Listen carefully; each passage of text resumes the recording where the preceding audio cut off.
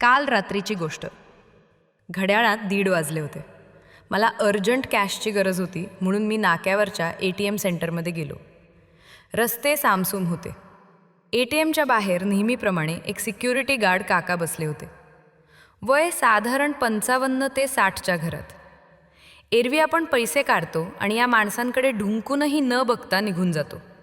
पण कालचं दृश्य काहीतरी वेगळं होतं.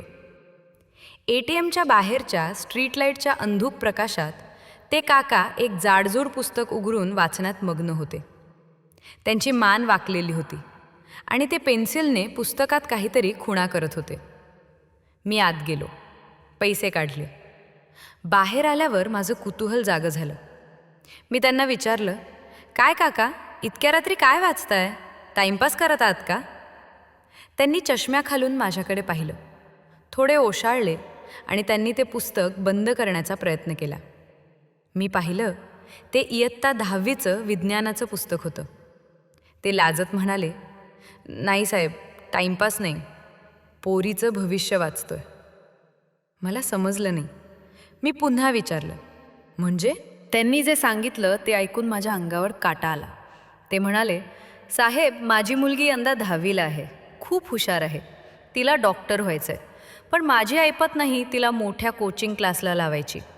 माझ्या पगारात घर खर्च आणि तिची शाळेची फी कशी बशी भागते. मग ठरवलं आपणच तिला शिकवायचं. पण माझं शिक्षण होऊन 30 वर्ष झाली, सिलॅबस बदललाय. म्हणून मी इथे रात्रपारिणीच्या ड्युटीवर असताना स्वतः हे पुस्तक वाचतो, समजून घेतो आणि सकाळी ड्युटीवरून घरी गेल्यावर तिला 2 तास शिकवतो. झोप कमी मिळते, पण पोरीच्या डोळ्यातलं स्वप्न पूर्ण होताना पाहिलं की थकवा जाणवत नाही. त्यांच्या त्या सुरकुतलेल्या चेहऱ्यावर एक वेगळाच आत्मविश्वास होता. दिवसा 12 तास उभं राहून लोकांच्या गाड्यांना सॅल्यूट मारायचा आणि रात्री स्वतःच्या मुलीचं भविष्य घडवण्यासाठी स्वतः विद्यार्थी बनायचं. मी त्यांना सॅल्यूट केला. माझा सॅल्यूट फक्त त्यांच्या वॉचमन असण्याला नव्हता, तर त्या गणवेशाच्या आत दडलेल्या एका जिद्दी बापाला सुद्धा होता. आपण अनेकदा लोकांच्या कामावरून किंवा त्यांच्या गणवेशावरून त्यांची लायकी ठरवतो. पण त्या प्रत्येक गणवेशाच्या मागे एक खूप मोठा संघर्ष आणि एक सुंदर स्वप्न दडलेलं असतं.